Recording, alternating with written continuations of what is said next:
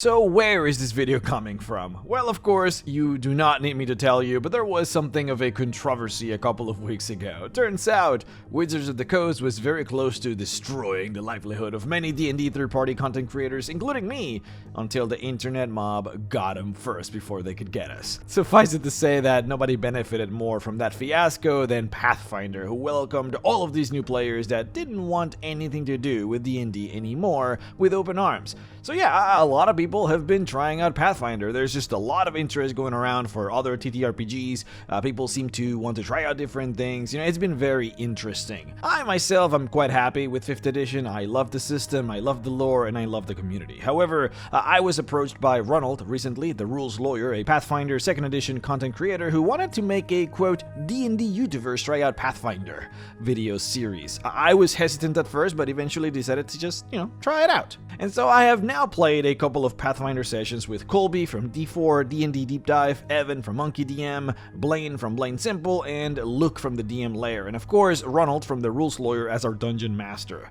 Interspaced between these sessions, there has been a lot of reading about Pathfinder, a lot of videos watched, a lot of Reddit research, and finally a 3-hour plus conversation with the Rules Lawyer about the system, its strength, its weaknesses, my concerns, and ideas about whether certain things can be improved or whether they are perfect the way they are. If you're actually interested in watching all of us D&D YouTubers play Pathfinder, then where you need to go is the Rules Lawyer's channel. This is currently where he's uploading all of the games, so please go over there and give it a look if you're interested. And if you want to watch that 3-hour plus conversation that me and he had about the system, then you should check out his Patreon. That's where he uploaded that one. But anyways, as a 5th edition veteran here, a person that only plays 5th edition like I know many of you are, I figured that it would be interesting to talk about the pitfalls that I had with the Pathfinder system, the things that they did not tell you. But of course, also the happy surprises, the things that I didn't know about it that were so incredibly fantastic. Now, I do want to be clear about this before we start, that I don't mean this as if like the Pathfinder people are keeping things secret from you, like, they're not telling you about the system's pitfalls. That's not what's happening here. What I mean is, as a 5th edition player, you just kind of learn things about Pathfinder 2nd edition by osmosis. People talk about the system, you might hear a thing about it here and there as you play, or by watching YouTubers, or through Twitter, or whatever the case might be. For example, you probably know that they have a 3-action economy where you can take 3 actions every single turn. You probably know that they designed the system so that skills really matter, and you use them a lot in combat. You probably know that casters have been nerfed, and you probably know that the system is meant to be very balanced. These were things that I knew beforehand, but there was also a lot that I didn't know. Stuff that turned out that I really liked, and stuff that I really, really didn't like. Pathfinder community, don't be upset with me, okay? The whole, what they don't tell you about is just how I do my videos. This is not me trying to gotcha you guys. I enjoyed myself playing Pathfinder. It was really fun. It's a great system. I will keep playing it. Jesus Christ, please be civil. Don't kill me in the comments, okay? I'm genuinely afraid of you guys. Before we begin, Sands of Doom was an incredible success over on Kickstarter, and as we speak, I am hard at work making it a reality. For those of you who missed it, Sands of Doom is a full 5th edition Dungeons & Dragons campaign for characters level 1 to level 11, where a massive army of tens of thousands of undead gnolls are marching towards the capital city of Karat, and players are going to have to think on their feet, figure out how to slow the army down to give the city more time to prepare. Players might opt to go into the offensive and disrupt dangerous burgeoning alliances, while instead creating their very own alliances that will bolster their own strength. This is an adventure where decision-making matters, where enemies have a schedule, a set path that they will take on their efforts to take over the land, and players can figure out what the schedule is and use it to their advantage. All of it leading towards the massive siege of the city, where provided players made the right choices, they might persevere, but if not, then a new, different dawn will rise in the land of Al-Kirat. If you want to pre-order the adventure, head on over to the link below while you have the chance and give it a look. We have the full adventure in there for pre-order. And we also have 2 extra books in there that you can also pre-order. Sands of Doom monster classes will feature the Troll, the Earth Elemental, and the Gnoll as monstrous classes. Of course, if you don't know, these are both races and full classes that you can play. We have a softcover book version and a PDF version as well. On top of that, we also have a softcover version of the monster classes that I have already released. As you guys know, I've been making tons of monster classes since you guys love them so much. We have the Diva, the Succubus, the Ghost, we got a Dragon, Ogre, Lycanthrope, Familiar, Vampire, and a Treant. And traditionally, they all come in their own PDFs in groups of 3, but in here, I have gathered all of them in one single place and called it Extra Monster Classes Softcover Book. So if you want all of those monster classes in one place as a book, this is what you want to get. But yeah, keep in mind that everything here on this page is pre-order, and I'm hoping to have the printing and the shipping be done by the end of the year, as this is a whole process that I'm working here to get this Sands of Doom book done. Now, if you, however, want some of the monster classes right now, then you should instead head on over to mrrex.store, where we have monster classes 1, 2, and 3, alongside plenty of supplements to enhance your 5th edition experience. Currently, I'm in the final process of finishing monster classes 4, which will have the Ceremorph, the Eye Tyrant, and the Serpent Folk, so expect those to come out relatively soon within the next few months. If you guys want to check out the current playtest for them, if you want to try out the Mind Flayer Beholder or Yuan-TI, the link for it will also be in the video description, where you should be able to leave comments and notes on features if you find something that you don't like, or you might think that something might be too strong or too weak. But yeah, otherwise, please check out mrrex.store and check out all of the good stuff in there. My most popular PDF is What They Don't Tell You About Magic Items, where I have granted a gold value to many of the most popular magic items in the game, and I have also crafted a way for you to be able to purchase enchantments for your gear. So if you want to get a +2 shield, or a sword that deals an extra 2d6 lightning damage, or a staff that holds a bunch of healing spells, the prizes are all in there for you so that you know what you need in order to purchase them. This of course also includes a bunch of stuff like poisons and oils and potions, with their prices fixed so that you can actually purchase them and use them in your adventures. Now, with all of that out of the way, without further ado, let's go back to the video. Alright, okay. Let's talk about what they do tell you about Pathfinder 2nd Edition. The most important difference between D&D and 2nd Edition is this 3-action economy that Pathfinder is based off. The idea is that every turn you have 3 actions, and everything that you can do in the game either takes 1, 2, or 3 of those actions. It's actually not that dissimilar from D&D at its core, as D&D also technically has 3 actions, but they go by different names. In D&D you have your main action, you have a potential bonus action, and then you have your movement, which is kind of an action. But of course, in D&D, you can't really swap one for the other. If you do not need to use your movement during a turn, your movement action is just simply wasted. If your class doesn't have a bonus action, ability, or spell, then you simply do not get a bonus action.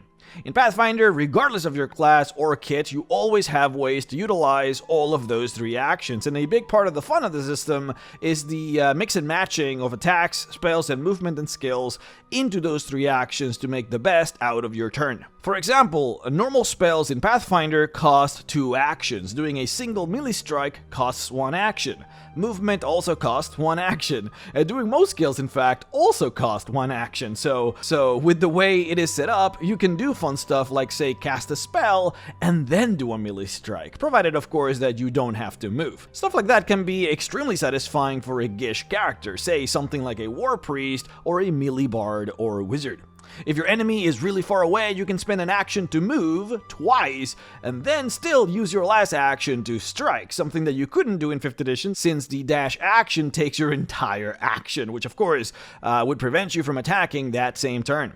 So as you can see, for many of these mundane actions, you do end up getting a lot out of the Pathfinder system. You can easily customize your turn and do things however you want to, and then added to that, you can get feats for your character that allow you to get even more out of each individual action. The Fighter, for example, has a feat that lets you spend 2 actions in order to move twice and also attack, something that would take you normally 3 actions. Effectively, for 5th edition Dungeons & Dragons, that would be like taking the dash action and then a single attack, while still leaving 1 more action for you to do as you wish.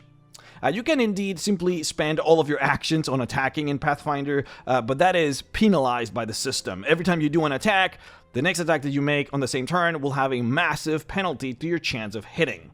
This still allows you to do 2 attacks, generally speaking, that's fine, but it kind of prevents you from doing 3 attacks on a turn.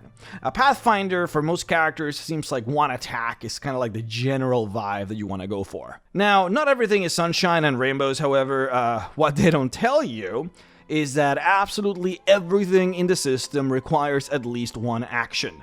There are some things that are free actions, but they didn't seem to come up at all when I was playing. Stuff that is free actions in D&D, many of them are 1 full action in Pathfinder 2nd edition. For example, stowing and unsheathing a weapon, that's an action. Going from holding a weapon with 1 hand to holding a weapon with 2 hands is an action. Jumping is an action regardless of whether you already spend an action to move or have extra movement left. Climbing takes an action for every single 5 feet of movement that you want to climb. Let me set up an example, and full disclaimer, this example is going to be extremely biased towards D&D. That would be the point of the example.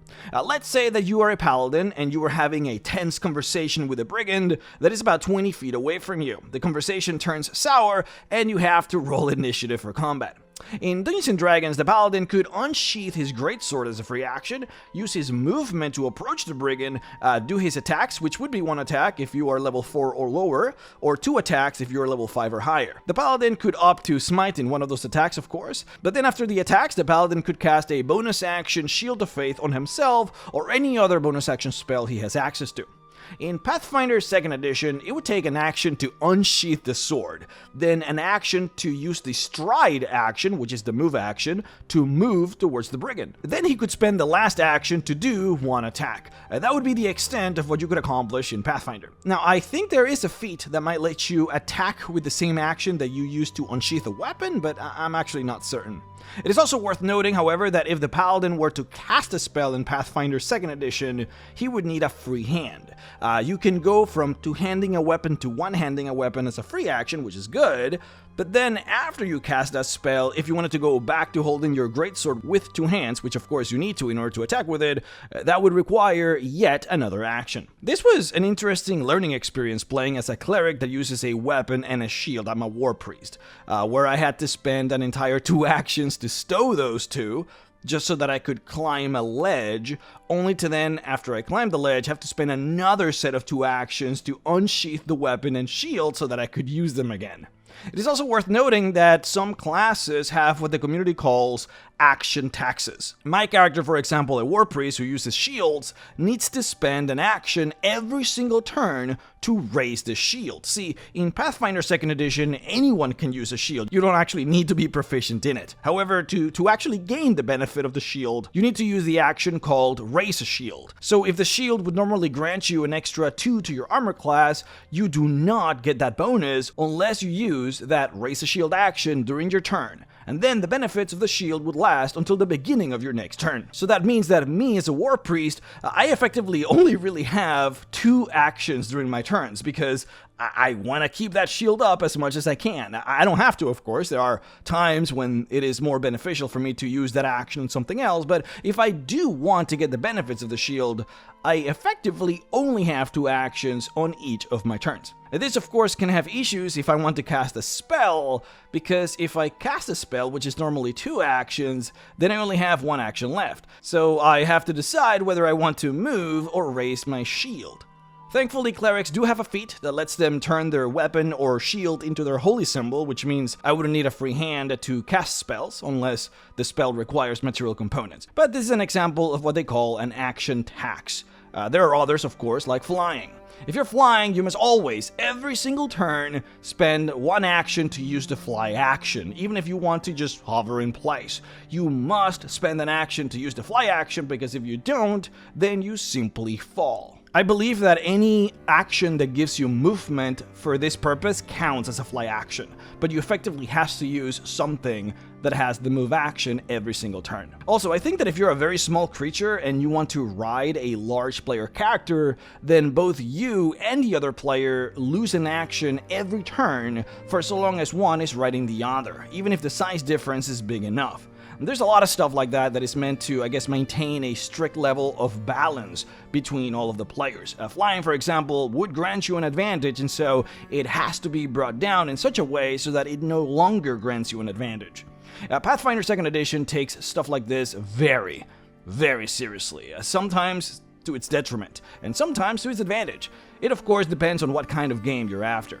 Anyways, let's go back to our Paladin example, but this time I'm going to make it biased towards Pathfinder so that you can see how its system can be to your benefit. In this case, we are going to cover the turn that happens immediately after. So, the Paladin has started combat, has approached the Brigand, and has done his attack on his last turn.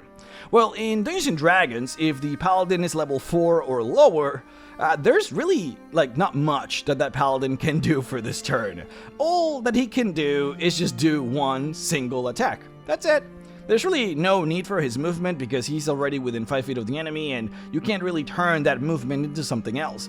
There's no bonus action ability that he has access to unless he wants to, say prepare another smite, but realistically he probably wouldn't, considering that paladins before level 5 only have 3 spell slots and they are incredibly precious. Plus, he's already holding concentration on Shield of Faith, so you can't really cast another concentration spell or it will ruin Shield of Faith. So most players are probably just gonna do one boring attack and then just end their turn. Kinda simple, not a lot of options. A player could try and shove or trip the enemy, but it doesn't really feel that optimal in D&D when compared to just attacking. In Pathfinder 2nd Edition, however, this is where the system starts to really pick up because you don't have to waste your actions on sheathing your sword or moving because you already did that last turn and you're already within 5 feet of the enemy. Now you can take advantage of all of the extra features of the system. For example, you can spend an action to demoralize, which is using an intimidation check in order to weaken the enemy. Then once the enemy is weakened, you can then do 2 attacks by spending 2 of your leftover actions. Or, instead of those 2 attacks, you can spend one of those actions to trip the enemy to make them prone, and then use the last action to attack. Or you can do 1 attack and then spend your last action to aid another player, which is kind of like the help action in Pathfinder. So basically, once you have a lot of actions to work with, the Pathfinder system really opens up and it becomes a lot of fun to mix and match abilities to find great combos. Now, let's talk about balance, which is of course one of the biggest sticking points here. So, balance in Pathfinder is meant to be perfect.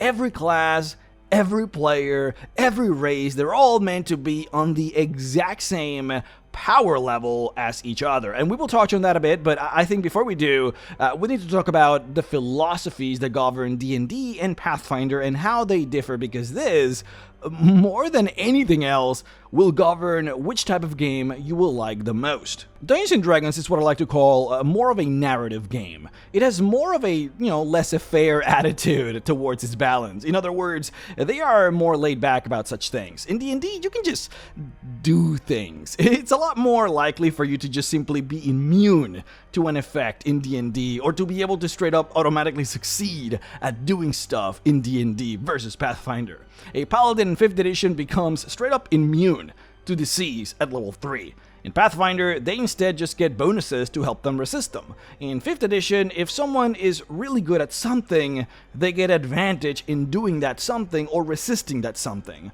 And advantage, as we know, is a massive bonus. It's mathematically equal to getting like a +5 most of the time. In Pathfinder, if your character is good at something, it will typically be represented as a +1 bonus, sometimes rarely as a +2 bonus. In D&D, you can just fly. You can get a level 1 character with wings if your DM allows it.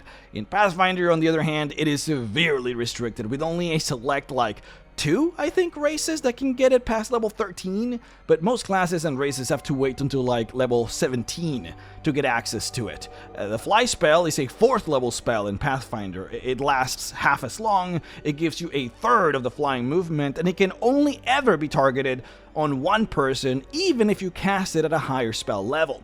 However, there is no concentration on Pathfinder, so you can cast a spell over and over again and target one different person each time. But this does, of course, prevent you from high-level casting it in combat on your entire team as a single action. And of course, again, keep in mind that you have to dedicate one action every turn to fly, because otherwise you fall. So the differences definitely are drastic here. But yeah, there are tons of examples of this. In D&D, you can cast Comprehend Languages as a first level spell, and it lets you understand any spoken language. In Pathfinder, it is instead a second level spell, and it only lets you understand one language. And that language would have to be spoken as you cast the spell. Then it would let you understand that specific language for 1 hour. Tongues is a 3rd level spell in 5th edition, whereas in Pathfinder it is a 5th level spell. Further, in Dungeons & Dragons, class and racial features can allow you to do incredible, sometimes game-breaking or game-changing things. Barbarians getting resistance to all damage, paladins that can sometimes smite an enemy from full to 0, wizards that can solve most roleplay or exploration scenarios with spells. I mean, Jesus, some warlocks don't even need to sleep. There are many mechanics or concepts or scenarios that can become completely solved or bypassed by a single ability from a character or an early level spell. In D&D, once again, in D&D, you can just kind of do things, and those things have a greater impact on the scenes, basically. This works in Dungeons & Dragons because the combat balance of D&D is designed so that players are generally very, very strong, but then must be whittled down by enemies until they lose their resources. And this is where you hear the concept of the adventuring day. Generally speaking, what you want to do is you want player characters to fight through 1 or 2 encounters, then have them take a short rest to recuperate some of the resources, then go through another set of 1 or 2 encounters, have them do a second short rest, and then maybe end with another 1 or 2 encounters before they have to take a long rest. Balance tends to be at its most optimal when you do it this way, which works great in dungeons where you're expected to fight a lot. It can also work great in overland travel if you set it up so that players cannot long rest while out of a city, but it is notoriously difficult to balance when you're only having 1 encounter per long rest. But yeah, D&D's balance works by forcing players to spend their really powerful resources, and players typically die when they don't manage those resources correctly and then fight a very difficult encounter while they're starved for those resources. This philosophy can make it very difficult for Dungeon Masters to create this single perfect encounter because players can generally overpower most things with their great abilities, but it allows for a ton of flexibility when it comes to what type of monsters the Dungeon Master can throw at the players. You can throw a CR2 monster, multiple CR1 monsters, perhaps a CR5 dragon, and you can just kind of have fun with the types of creatures that you can try out, provided that you don't go too far. The game is also very flexible in this regard, as you can give players tons of options and tons of power without inherently making the game unplayable. You can give your War Cleric a mace that deals twice as much damage, and you're actually going to be fine. You can double the starting hit points of your fighter as a divine gift, and you're going to be okay. You can give powerful magic items early on. You can give them no magic items. You can make the goblin player a fire goblin and give him immunity to fire, and it's all going to be okay. Everyone is going to have fun, and you will be able to keep playing. If you set out an encounter that is too easy, that's fine. Players just get to use a small amount of resources. So then you just set up a harder encounter for the next encounter. If you set up an encounter that is too hard, players just end up using a ton of their resources and probably still win, which means you can just go easier on the next one. It's a lot more free-flowing, though of course the negative in this regard is that it taxes the Dungeon Master more, as the DM has to figure things out themselves without precise guidance. But this is what I mean when I call D&D more of a narrative game. We don't have to worry about keeping things perfect. We don't have to worry about keeping things perfectly balanced, because they are frankly, they're just not going to be balanced. Every class is broken in their own way. It's more about the story that you're telling, throwing dice with your friends, and making fun decisions that may completely derail the adventure. Pathfinder is designed to be balanced. It's actually very impressive the lengths that they have gone for in order to achieve this, and it seems to me that they have actually succeeded in it. My knowledge, of course, is fairly limited. This is more than anything meant to be a first impressions type of video, but my short study of the system, my interactions with other YouTubers, and my playing experience does lead me to believe that what Paisa has achieved here with Pathfinder is really something. See, Pathfinder balances its system on a per encounter basis rather than on an adventuring day basis. So every single encounter is meant to achieve a very specific set of criteria for a very specific difficulty level, so that the Dungeon Master can achieve exactly what they want to achieve. And in order to do this, 2 things needed to be done. One is progression needed to be changed from vertical to horizontal. Now, what the hell does that mean? Well, in Dungeons & Dragons, whenever you get a class feature, whenever you level up, you literally become stronger against the world around you. You either gain more stats, or you deal more damage, or you can take more hits when compared to how things used to be before you got that class feature or that level. A good way of looking at this is, imagine that you're dropped in a fantasy world and you are meant to defeat a dragon. Okay, well, the dragon has 100 hit points and it deals 10 points of damage per round. That means that in order to defeat the dragon, you need to become strong enough to be able to tolerate taking 10 points of damage per round, and you need to be able to deal a total of 100 points of damage to that dragon before the dragon deals enough damage to you in order to kill you.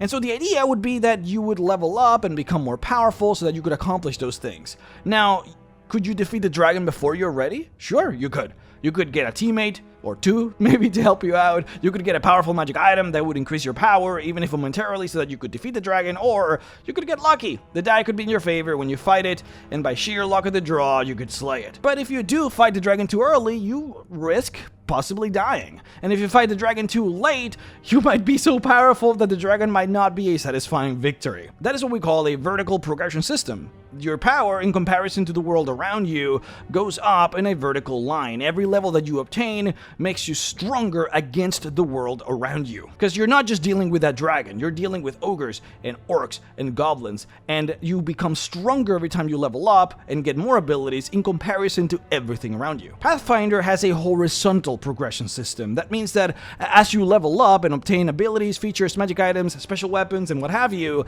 the system is designed for these things to grant you more options rather than make you stronger against the things that you're likely going to be fighting. For example, a level 5 Pathfinder martial character is expected to have a plus 14 to hit on his attacks, and the creatures that it is meant to fight will have an average armor class of 22. This means that on a roll of 8 or higher on your d20, you should be able to hit them. At level 11, the same character should have now a plus 22 to hit on his attacks, which would seem like a massive improvement from the previous plus 14, except that you're now expected to fight creatures with an AC of 31, not an AC of 22, which means that you must now roll a 9 to be able to hit these creatures. In fact, if anything, mathematically speaking, it might look like you might have in fact gotten weaker in comparison to what you're fighting, since now you have to roll higher to hit monsters.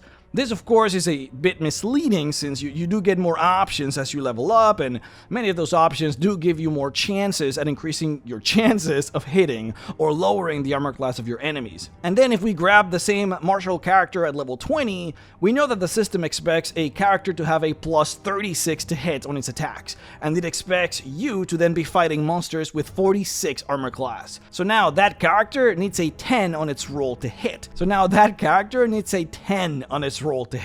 However, of course, again, very likely that that same character now has tons of ways to mitigate those things with all of the options that he has now at his disposal. The way Pathfinder balances this game was done in such a way so that you generally maintain the exact same percentages throughout the entire leveling experience. So if your character has a 60% chance of hitting monsters at level 1, you're meant to still have that 60% chance at level 10 and 15 and so on and so forth.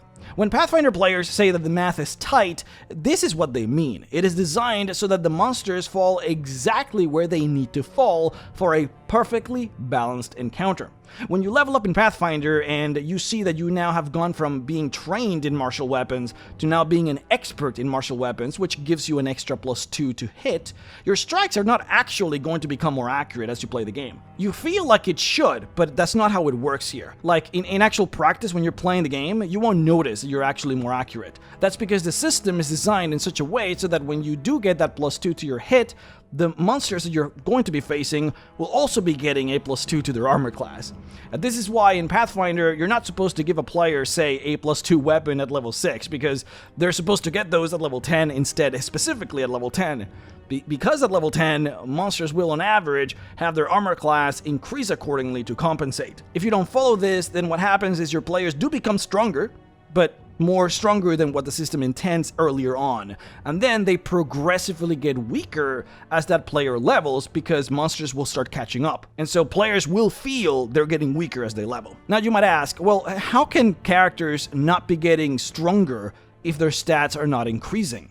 Even if the monsters they're fighting get stronger as the players get stronger, what about the monsters that they were fighting before? Aren't players stronger against those monsters that they were fighting before? Yes, they are. But you're not supposed to fight them. Or rather, the system is not really intended for you to fight them anymore. Let's take the Ogre Glutton as an example. This is a 4th level monster in Pathfinder 2nd edition. According to the rules, this monster alone would be a severe to extreme level boss if presented against a party of 4 level 1 characters.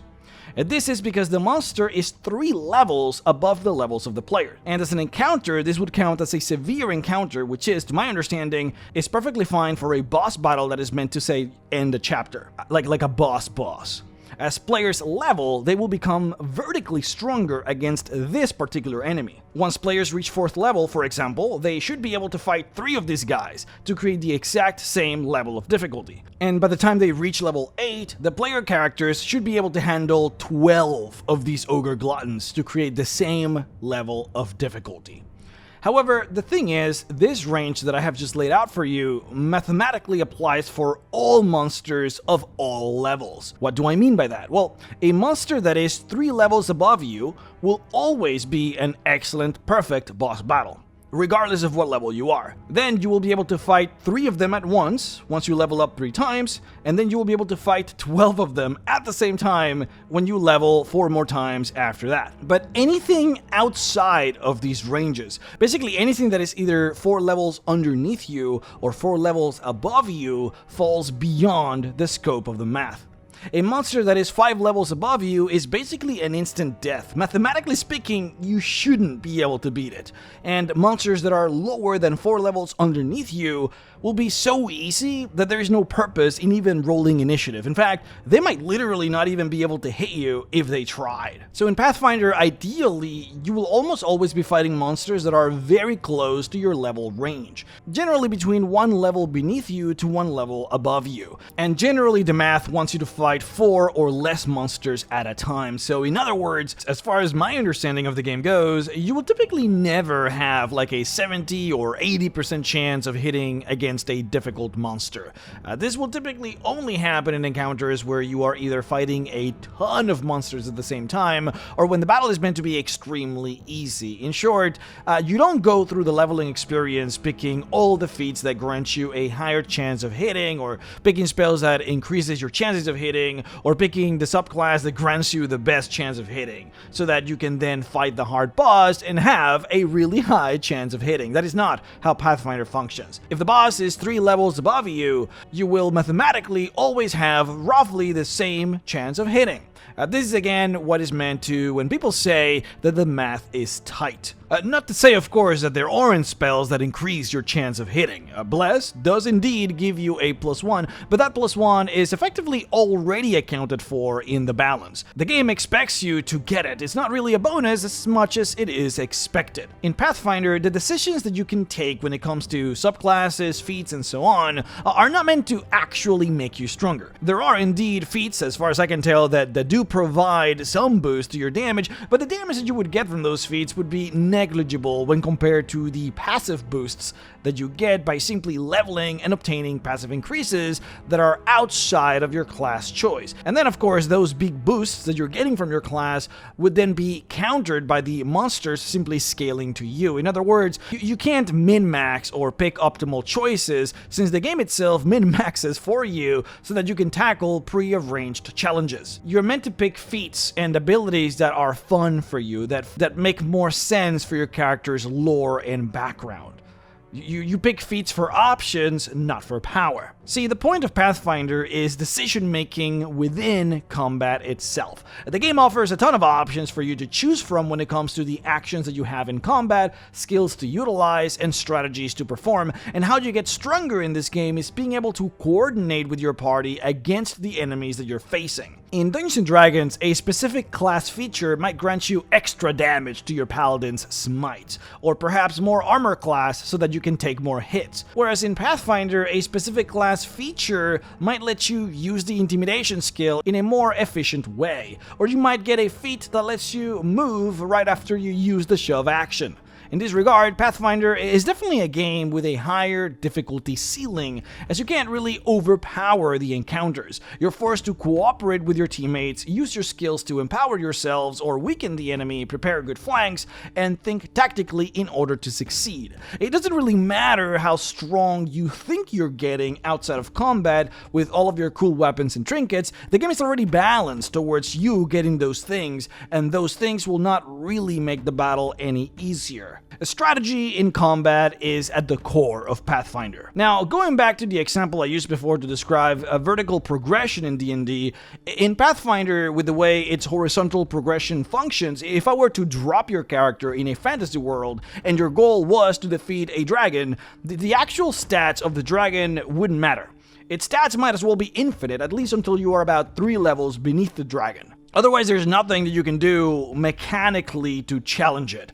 And then if you are more than 4 levels above it, its stats might as well be 0, because there's nothing that it could do to challenge you. All stats in Pathfinder exist within this gradient, and creatures of vastly different levels are not really meant to interact with one another. So effectively, how do you defeat the dragon in Pathfinder? You level up. There is no other. It doesn't really matter what weapons you get or what power you have. If you got this class ability that gives your smites more damage, or you're getting better armor. Realistically, none of that is truly meant to influence whether or not you can defeat the dragon.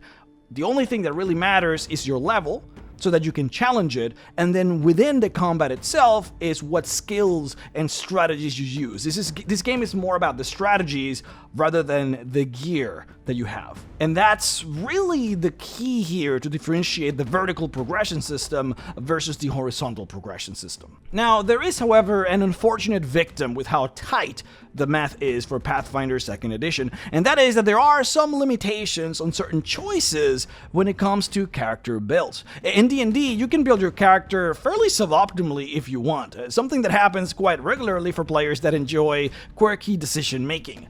There are players that don't want to necessarily maximize their intelligence stat, even if they're playing a wizard. There are fighters that might want to invest their hard-earned gold in a house for role-playing purposes, rather than on a better weapon. There are players that like to roll for stats when they make their characters, and if they roll bad, they like to keep those rolls for fun. These players might consider it fun to play a character that is a bit weaker than the rest, but might perhaps compensate in other ways.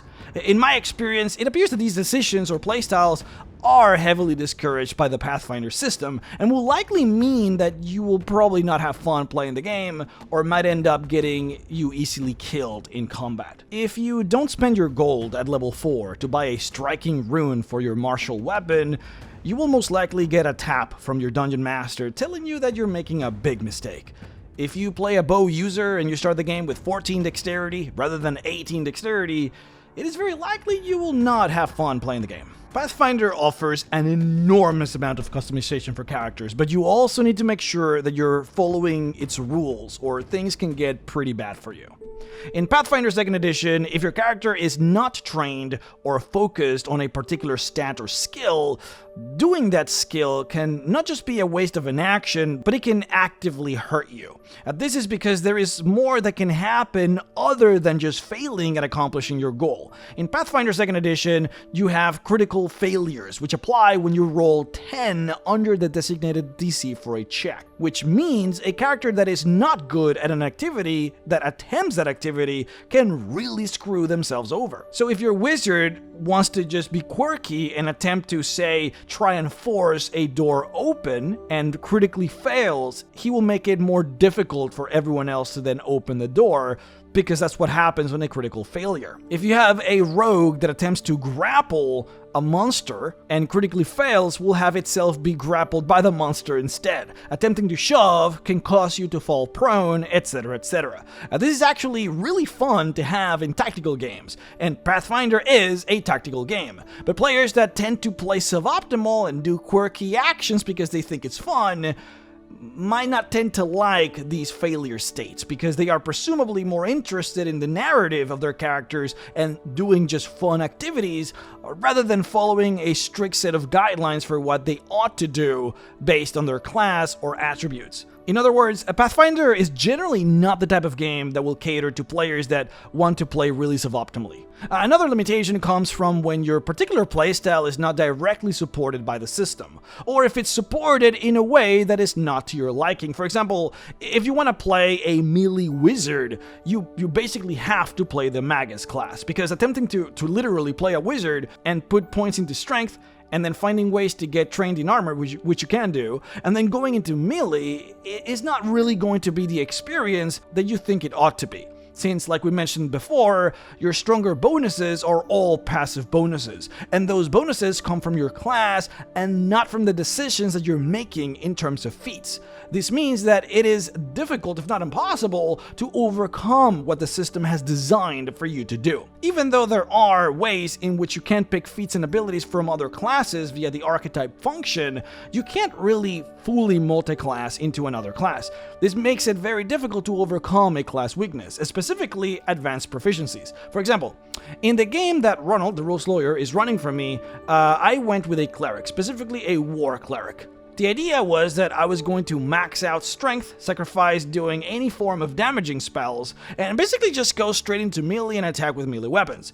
The game from the get-go prevented me from putting all of my points into strength, not because of my race or background choice, but because of my class. So there was really nothing that I could have chosen otherwise to prevent this from happening. Clerics get a +2 to their wisdom stats specifically when you create a priest. So I was already behind all the other marshals who instead get a +2 to strength, which is totally cool, by the way. It makes sense for there to be sacrifices, considering that I am a full caster and I shouldn't be as good as marshals in this regard. But this does mean that in terms of damage per round, I am about 10 to 15% weaker than marshals. In Pathfinder 2nd edition, every negative or positive +1 to your chance of hitting equals about a 10 to a 15% difference in power, unlike in D&D where it is only a 5% in terms of your chances of hitting. This is because rolling 10 over or 10 under the DC or AC of a challenge deals a critical success or a critical failure respectively, which has a huge impact. In any case, I decided to try and optimize myself in the best way that I could so that I could be the tank of the party, putting all my points into strength and as much as I could into constitution.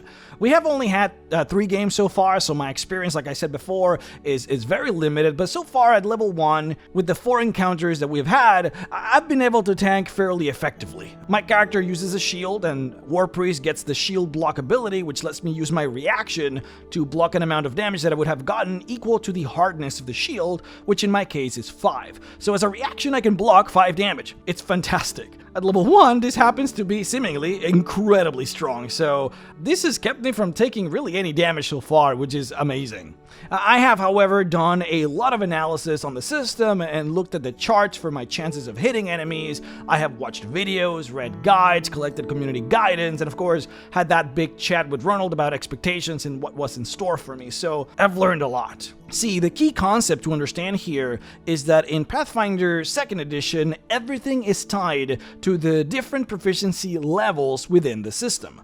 You can either be trained, expert, master, or legendary at something, be it a skill, armor, or weapons. In Dungeons & Dragons, really the only thing that you have to worry about is being proficient at something. And as long as you're proficient in that something, there's really like nothing else that you have to worry about. I guess if you're worrying about weapons, then you need the stat for that weapon, which would be strength for the heavy weapons or dexterity for finesse weapons. But in D&D, if I obtain proficiency in heavy armors as a cleric in 5th edition, that's it. Like I can use heavy armors as well as a fighter or a paladin can. But that is not the case in Pathfinder. In Pathfinder, you start at being trained in something, which gives you a +2. But then as you level up, you naturally progress through the different proficiency tiers, with each tier giving you an extra +2.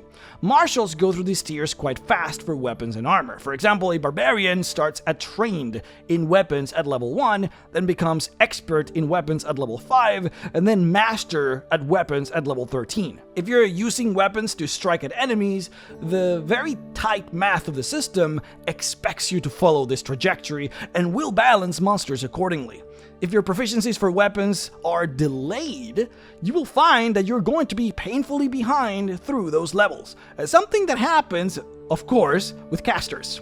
War Priests are delayed when compared to normal martials, as they become expert at weapons at level 7. Not level 5, which means that for levels 5 and 6, I will be effectively getting a -2 to my ability to hit with weapons. Because remember, the game is balancing towards martials. Even though I am leveling up, going from say level 4 to level 5, my character actually gets weaker in my specialization, at least for those specific levels. However, I would then catch up at level 7. But then what happens is at level 13, when other classes become master at weapons, the War Priest never becomes a master at weapons. The War Priest literally never gets to become master at weapons for the rest of the game, even at level 20, which means that starting from 13th level and up, I will always be at a -2 to hit when compared to my peers, which puts me at a 20 to 30% less power than any other martial. Now, of course, I, as a cleric, have full casting ability. So at 13th level, for example, I have access to 7th level spell slots. So the presumption would be that I should use my spells in order to keep up, but that's not really how it works in Pathfinder. See, spells that grant +1s to your attack rolls are really, they are already formulated into the balance of the system. And at this level, it is expected for everyone to basically be getting those buffs from some source, including non-caster martials who would presumably be getting them through other means, including from other casters. These spells do not stack with each other, so if a bard was granting the group a bonus to hit with their abilities, my bless would not stack on top of that. In other words, there are no spells that I can cast on myself in order to really allow me to fill much of that gap. I think there is only one spell that breaks this design wall, and that would be True Strike, which I could cast once a turn whenever I attack. The spell grants me advantage on my next strike. It's one of the few things I think in Pathfinder that grants advantage. And I believe that should theoretically allow me to not just catch up, but I guess go above what other martials should be able to do for that one individual strike. With spells like Heroism, which from an outside perspective would seem like they would effectively allow me to measure up in my chances of hitting against my peers, it is my understanding that the system already assumes that I'm casting that on all martials. I could be wrong on that though, since my knowledge is fairly limited with these cases, but the assumption would be that any class that has the Divine or Occult spell list, classes that would get access to Heroism, would already be casting this on the martials. So me casting this on myself wouldn't, in theory, actually catch me up. It would just keep me on the same exact level that we all were already in. In any case, this doesn't just apply to weapons, but also with armor. I'm behind on armor compared to my peers, so enemies will be dealing about 20 to 30% more damage to me as well, even if I use defensive spells that increase my AC. In this regard as well, I don't actually think there are ways for me to catch up. This is of course intended by the design of the system. Pathfinder does not want casters to be able to match martials in martial combat, so it appears that there is no level of specialization that I can take in order to be relatively equal to my martial peers. Personally, I would have been fine if the difference between me and the martials was more of a damage difference, whereas martials would just simply do more damage than I would do in melee combat, or perhaps also one where martials just get more options or can take more actions than me as well. Maybe they get more flexibility with the actions that they can take in combat, but I find the act of missing more often, going for an attack and then just straight up missing, I find it to be a very unfun mechanic. I guess I wish that they would have punished me in a different way rather than making it so that I miss more often. Missing is just not very fun for me personally. Now, keep in mind that this is for the War Priest, an option that was given to me by the system. It is my understanding that it becomes much more painful when you go out of the system and try and create, say, melee wizards or melee sorcerers. Though I haven't really played those, so I can't really comment on it. So if you're interested in this playstyle and you want to be on equal grounds with other martials, then what the system wants you to do is play the Magus, which I hear is actually very fun and a fairly popular class. It is, of course, not a secret at all that Pathfinder 2nd Edition specifically intended to nerf casters as a response to how powerful casters have been, not just in 5th edition, but all throughout D&D's history. Suffice it to say that I definitely felt it. But this is coming from someone that plays 5th edition, of course. But it is important for you to know what this means to you if you're planning on playing a caster. First of all, spell casting selection. Clerics, druids, and wizards are prepared spellcasters, just like in 5th edition. However, they prepare spells very differently. If you have no experience with 3rd edition or Pathfinder 1st edition, then this is going to be the biggest rule shock of all. But in Pathfinder 2nd edition, you prepare spells directly into a specific spell slot. So when you want to spend a spell slot, you can only spend it on the one specific spell that you prepared for that spell slot. For example, a level 2 wizard might have 3 first level spell slots. When they prepare spells, they have to pick 3 first level spells and then attach them individually to each of those spell slots. So an average wizard might say prepare 2 burning hands and say 1 magic missile. If they spend the spell slot that was holding the magic missile spell, they can then use the other spell slots to cast magic missiles because those spell slots were prepared with burning hands. This is what you call Vancian spell casting, and it's how old school D&D used to do things. I really hate this, but this is a personal thing for me, and I know many players who do find it exciting since they are forced to plan ahead and prepare. But I also know a lot of people that hate it alongside me. The reason why I hate it is because I love preparing like a ton of dumb, useless spells, just in case a circumstance comes up that lets me use them. But I also love just using spells for roleplay reasons. But I do find it very difficult in Vancian spellcasting to be able to do those things. I keep finding myself feeling like I must pick either the best spells for the situation or the spells that would lend themselves to the most scenarios to be useful. Back in 3rd edition, they at least balanced it so that you could transform any spell slot into a heal spell if you were a cleric.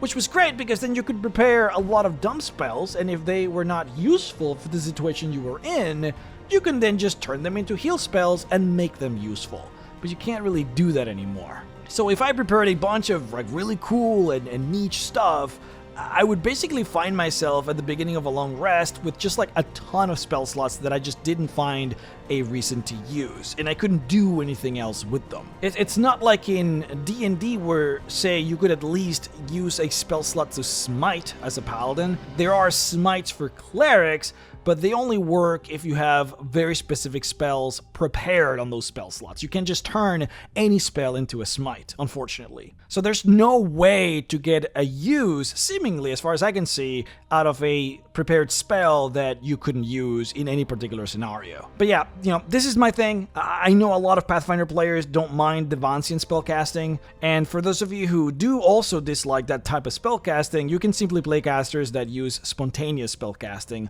rather than prepared spellcasting, so the Sorcerer, for example. And if you do that, you should be okay since they work a lot closer to what you're used to from 5th edition. Unfortunately for me though, this really puts a hamper on my enjoyment of the Cleric, since it's, my favorite class to play, but I do hear that this becomes less of a problem at higher levels when you have a ton of spell slots to work with, but we'll see how I feel then. Now, there is, however, as far as what I can see from community feedback, a more serious problem with casters, and this has to do with one of the most popular styles of spellcasting being nerfed really hard: the spellcasting blasters.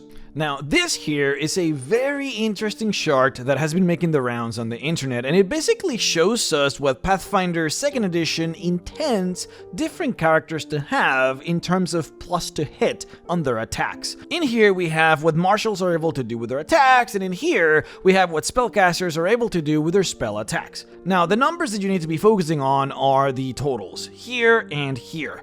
As you will see that both marshals and casters are the same until they reach level 4, which is where marshals become 1 point higher. But then it jumps dramatically at level 5, where suddenly you see that marshals are 3 points higher until level 7. That is because Pathfinder assumes, starting from level 4, that all marshals have their +1 weapon. That is because marshals are supposed to get a +1 weapon at level 4. This is not necessarily something that they recommend, but you're able to kind of just don't do if you want to. This is something that they really tell you to do, because the balance expects this to be the case. Pathfinder is not like D&D where you can kind of just give your players +1 weapons whenever you feel like it or whenever the adventure deigns it to be. In Pathfinder, when they tell you that you're supposed to give a +1 weapon to your players, they really do expect you to do it because it is baked into the system. In any case, that assumption is not made for spellcasters because there are no +1 wands for casters in Pathfinder 2nd Edition. Casters, in fact, are never meant to get any magic item that increases their chances to hit with their spell attacks. This is not simply that wands haven't been made yet for the game, it's just, in fact, intended for casters to never be given such wands. Further, martials obtain expert in weapons at level 5, which gives them a +2 to their attack rolls, but casters don't get expert on their spells until level 7. This has created this particularly rough group of 3 levels where casters are really weak, in particular level 5s and 6, where they have a -3 to their chance of hitting when compared to all the martials. And once again, remember, the game, in terms of the AC of the monsters, is balanced towards what the martials can do. Now, this is not quite as bad when you fight monsters that are of your own level, as you typically do throughout most of the game, but it becomes really bad when you're fighting bosses, especially single bosses, which tend to be just about 3 levels higher than you are. If you look at the graph, which also shows what the average AC for monsters of a particular level will have, you will see that for a 5th level caster attacking a level 8 boss, they would have to roll a 16 on their dice to be able to hit that boss, which is, of course, the most unfun thing that you probably have heard of in your life. Though you also need to keep in mind that this chart is not taking into account all of the different strategies and buffs that will be going around in any particular encounter. And in fact, this should show you, if anything, just how important strategy is in Pathfinder. If the boss is flanked by your teammates, his AC goes down by 2. If the boss is frightened, as per the intimidation skill, then his AC further goes down by another 1. If you have a bard or a cleric or a witch, you might get a +1 bonus from a spell or an effect. So, when you take all of these things into consideration, instead of a 16 on your dice, you instead have to roll a 12 on it in order to hit, which, hey, it's still pretty rough, but it's a lot more manageable. This is again why people say that strategy in Pathfinder is crucial. You need to be applying those debuffs on the boss and those buffs on your party members. However, it is also worth considering that these things might not always be available, and getting all of those buffs is like a best case scenario type of deal. You might literally be forced to contend with having to roll a 16 or higher on the dice in order to hit, which is what, a 20% chance of happening?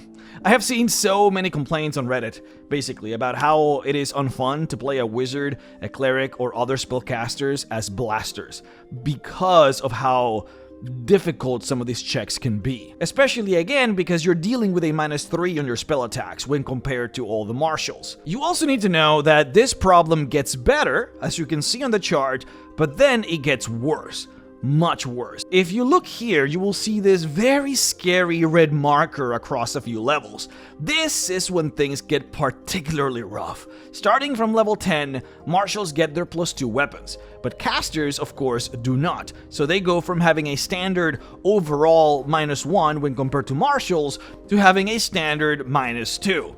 Then at level 13, martials get master proficiency at weapons, but casters don't get that until level 15. So there is this really awful section between levels 13 and 14 where casters have a -4 to their spell attacks when compared to martials. And remember, when it comes to attack rolls, the game is balanced around the martials. I keep saying that. It's not that martials have a +4 when compared to you, it's that you have a -4 when compared to the martials. And this really shows when you fight monsters, especially when you're fighting bosses. This time, if you make the math here, you would see that you would have to roll a 17 on your d20 dice to be able to hit a boss 3 levels above you, which is miserable. And as far as what I've been told, the reason casters were purposefully made bad in this regard was because they wanted martials to be the king of single target damage, while they wanted casters to be the king at AoE damage. My opinion was, again, is that it would have been fine if the damage of the blasting spells were limited in such a way so that maybe they didn't step on the toes of the martials in this regard, but it is unfortunate that instead it is balanced through a really high chance of missing.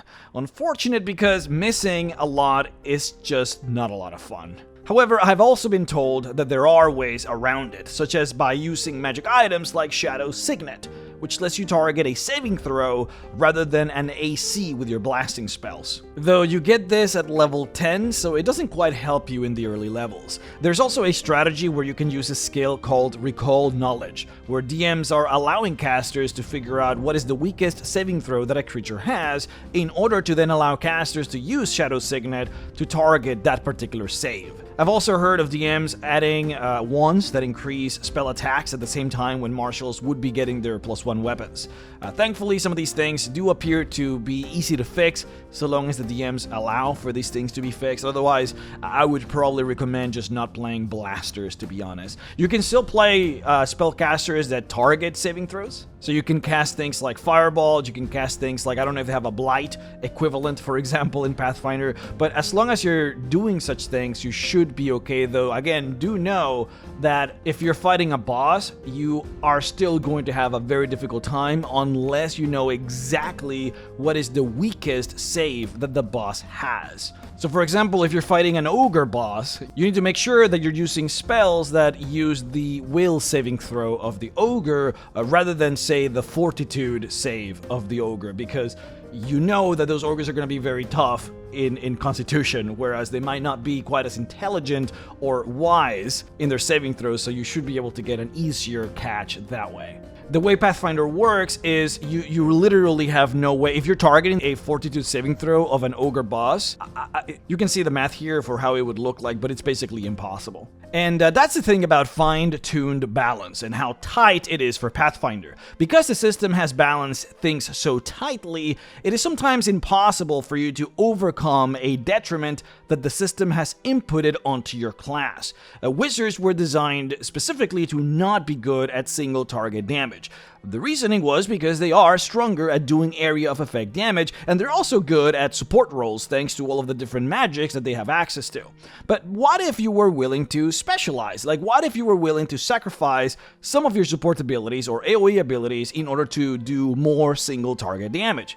Nope, you can't do that. The system doesn't want you to do high single target damage, and because the system doesn't want you to, there's really nothing that you can do in order to overcome it, because the decisions that you're making in class build don't really increase the damage that you're doing. You cannot grab power from feats, because feats are more about giving you options rather than giving you power. The same thing with subclasses. They are there to grant you options, not really power necessarily, at least most of the time. Wizards in this example have been defined as a role by the system, and you can't really go against it. Marshals, on the other hand, have been defined as the true single-target damage dealers of the game, and so, on the same vein, it is very difficult to go against it. For example, the champion, which is the most defensive of all classes, even if they were to focus all of their feats and class abilities and subclasses into defense, and specifically not into damage, they are still going to outdamage a wizard, most likely in single target. Even if that wizard has made all of the choices that it can in order to maximize single target damage.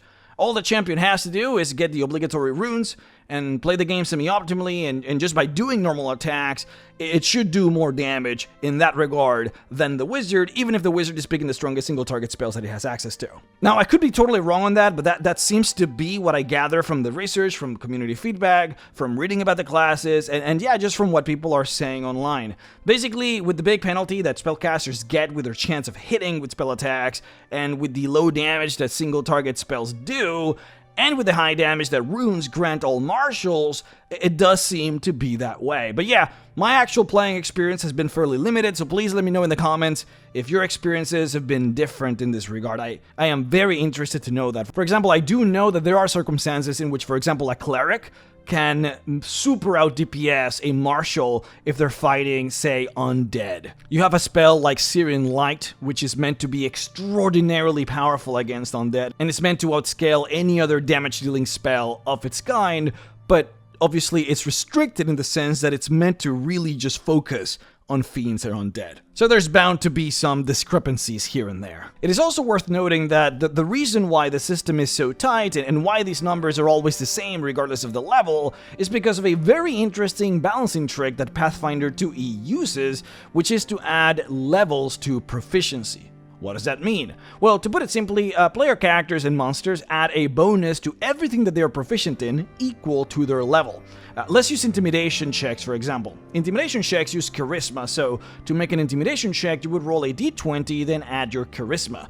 Then you would add a bonus depending on your level of proficiency in it. +2 if you're trained, +4 if you're an expert, +6 if you're a master, and then lastly +8 if you are legendary. Then on top of all that, you would add a bonus equal to your level. So let's say that you have a +4 to charisma, you're an expert in intimidation, and you are a level 5 character. You would roll your d20, then add 4 from charisma, then another 4 from being an expert, and then lastly a +5 from being level 5. All bonuses are of course important, but as you can probably surmise, the higher level that you are, the less variance that you will find on these rolls, because the more bonuses you're going to get from how trained you are in a skill, and the more bonuses that you will get from your level. That means that the higher level you are, the more tight these numbers become, which of course adds to the tightness of the balance of the system.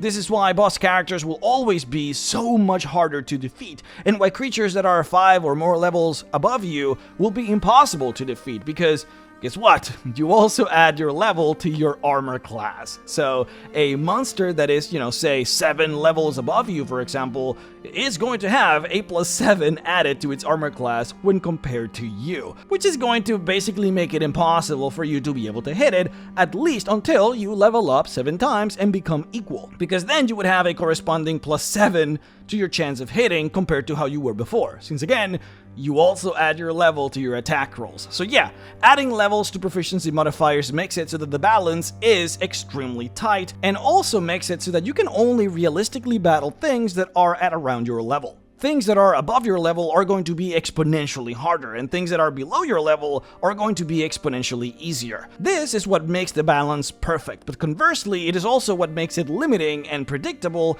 if it's not to your liking. And also, it's partly what makes fighting bosses so difficult. Now, the reason I bring this up is because if you wanted to make Pathfinder 2nd Edition closer to D&D, as in, if you wanted to make the math less tight and more free-flowing, then theoretically all you would have to do is remove levels from proficiency, which is actually an optional rule that was added to the core rulebook of Pathfinder. In general, what this would do is make higher level monsters a lot easier, but also make lower level monsters a lot harder, effectively allowing you to be able to use lower and higher leveled monsters more often, but of course, at the cost of making perfect balance a much harder metric to obtain, which can make encounters a little bit more chaotic. Is this something that you would even want to do? Well, it depends on what you're trying to get out of the system. If you're creating an open world game where players can go anywhere and you're the type of DM that doesn't really want to nerf or buff encounters and just let players stumble throughout the whole world, then yeah, removing levels from proficiency is actually great in that regard. Then you could have a level 15 monster in a dungeon filled with level 5 creatures, and a party of level 10 player characters could dungeoneer there quite perfectly. Something that you couldn't really do with the core rules of the game. It would allow you to populate a world perhaps in a more grounded and realistic format without really taking into consideration levels quite as much and just letting the chips fall where they may. But if you want to instead play a tactical game where encounters are fine-tuned and handcrafted, where balancing is easy to do, and where players are going to get a difficult but satisfying combat experience, then no, you really don't want to remove levels from proficiency. In fact, it is recommended that you play the game the way that it is intended first, before you make any radical shifts to the way it functions. At least, that's what every Pathfinder player seems to love saying, though it is most likely to be true. Try it out first, and then later change things if you feel like you need it. Now, there is, of course, so much more to talk about. My initial explorations of Pathfinder have been very interesting, and I have been completely obsessed with learning as much of it as I can. Some of the things that I talked about on this video, especially closer to the end, did have a negative ring to it, but that's merely because it behooves me to let you know the pitfalls that I struggled with during my exploration of the system, so that you can make good decisions when and if you decide to try it out. Do know, however, that I've had a blast playing Pathfinder. It has been so much fun. Ultimately, I love the challenge of the system. I love figuring out what to do with my 3 actions. It is super fun to try out how crunchy it is and to try and optimize for it. There are a lot of things that I don't like, but there are also plenty of stuff that I really do. So let me say this to I guess, have like a positive ending to this. Paizo writes way better adventures than Dungeons & Dragons, and I do want to put that on the record. All the adventures that I have tried out from Pathfinder have been absolute slam dunks. Plus, most of the adventures take you from level 1 to level 18 or even level 20. D&D campaigns suck compared to Pathfinders. I have, of course, been converting them all this time into 5th edition, playing through the Pathfinder storylines, but simply using 5th edition stat blocks for the monsters. But now that I have been trying out and enjoying Pathfinder 2nd edition, I might actually just play throughout an adventure the way that they intended it, using 2nd edition rules, and see how it all goes. It has been such a fun experience playing the game, and huge shout out to Evan, Colby, Luke, Blaine, and Ronald for playing Pathfinder with me. You guys are amazing. Now, for the rest of you guys, do consider this video a test. If the video does well, if people watch it, like it, and comment on it, I will of course be making more Pathfinder videos, which of course, in my regard, means lore videos on Golarion and its monsters. This was just like a thing that I wanted to do. This wouldn't really be the sort of, I guess, content that you would see from me from Pathfinder.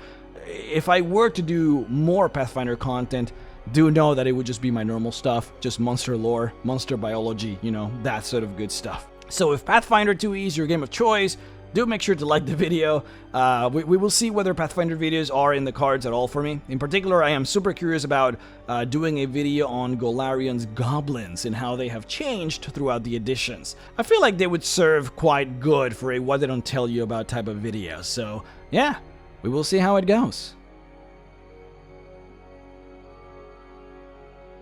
Thank you guys so much for watching. Once again, do know that my actual playing experience playing Pathfinder is extremely limited. So far, I think I've had 4 sessions and all of them at level 1. And most of the video here really does come from theory crafting, reading people's comments about their thoughts on the system, and watching videos about Pathfinder 2nd edition. And yeah, just me trying to understand it.